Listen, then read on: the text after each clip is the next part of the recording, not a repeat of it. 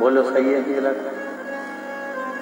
नीचे जो सिमैया आती है उसके लिए खवा करने वाला भी बिठाना पड़ता है, जिससे वो उलझे नहीं। उसी तरह संसार में तुम उलझो नहीं। इसलिए ये वेद, ये पुराण, ये शास्त्र ये हवा देते रहते हैं कि संसार सागर में आने के बाद तुम उलझ मत जाना, थोड़ा थोड़ा भगवान की भक्ति में रमे रहना, स्मरण करते रहना, तो तुम्हारी जिंदगी सार्थक होती चली जाएगी। कहीं भटकना नहीं, कहीं जाना नहीं, कहीं इधर उधर मत भटकना। संसार सागर में आए अगर भटक गए तो फिर वापिस पुनरपि जननम पुनरपि मरणम, फिर जन्म लेना पड़ेगा, फिर मरना पड़ेगा, बार बार जन्म लोगे, बार बार मरोगे। कितनी बार जन्म लोगे, कितनी बार मरोगे, जरा विचार करिए।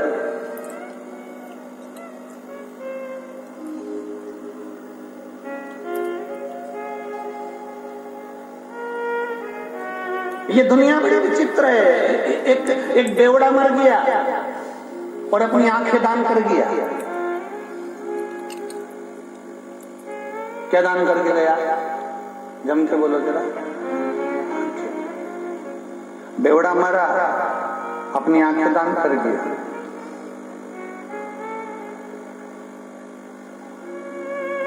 डॉक्टर ने पूछा तुम्हें सब दिखता है? बिल्कुल। आंखें अच्छी है? बहुत बढ़िया। पर सुबह जल्दी खुलती नहीं है। आंख को खोलने का तरीका क्या है? बेवड़े से पूछा डॉक्टर ने,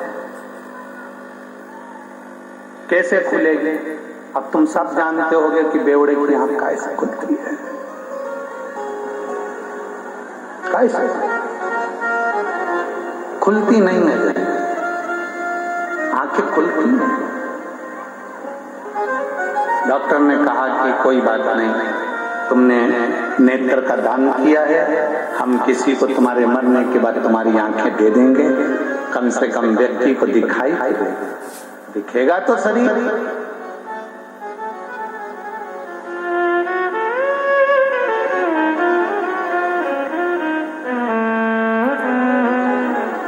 बेवड़े ने कहा तुम भले किसी के भी आंख लगा देना, पर उससे कह जरूर देना कि ये एक बेवड़े की आंख है। एक मदिरा पीने वाले की, एक नशेले की आंख है, इतनी जल्दी खुलती नहीं। जब तक ये बोतल देखेगा नहीं तब तक आंख। डॉक्टर ने कहा तो हमें तुम्हारी आंख नीची है, चाहिए ही। एक बेवड़ा, एक नशे में डूबने वाला अपने नेत्र जब खोलता है, जब सामने बोतल हो गई, क्यों सोचना? हम भी शिव की भक्ति में डूबने वाले हैं, हम भी शंकर का नशा करने वाले हैं, हम भी शिव नाम के नशे में डूबने वाले हैं। हमारी शुरुआत सुबह की शंकर जी को एक लोटा जल चढ़ाने से होना चाहिए। हमारी शुरुआत भगवान शंकर को एक लोटा जल चढ़ाने से होना चाहिए। हम शिवालय जाएं, देवालय जाएं, शंकर के मंदिर जाएं। घर का छोटे से छोटा बच्चा, बड़े से बड़ा व्यक्ति, बुजुर्ग से बुजुर्ग व्यक्ति भी शंकर के मंदिर जाए। क्यों? उसका एक कारण है। अगर घर का बच्चा है उसको तकलीफ आएगी तो कोई दूसरा ने उसका साथ नहीं देगा, उसका किया गया कर्म उसका साथ देगा। युवान व्यक्ति है, जवान व्यक्ति है, उसकी जिंदगी में दुख आएगा तो उसका किया गया कर्म उसका साथ देगा। बुजुर्ग व्यक्ति है, उसका किया गया कर्म उसका साथ देगा, कोई दूसरा साथ नहीं देता। जिंदगी में जब दुख सामने आकर खड़ा होता है, अपने भी साथ छोड़ देते हैं, तब तुम्हारा चढ़ाया गया एक लोटा जल तुम्हारे सामने आकर खड़ा होता है, तुम्हारे दुख की घड़ी में वो साथ देता है, कोई दूसरा साथ नहीं देगा। साथ देगा तो केवल एक देव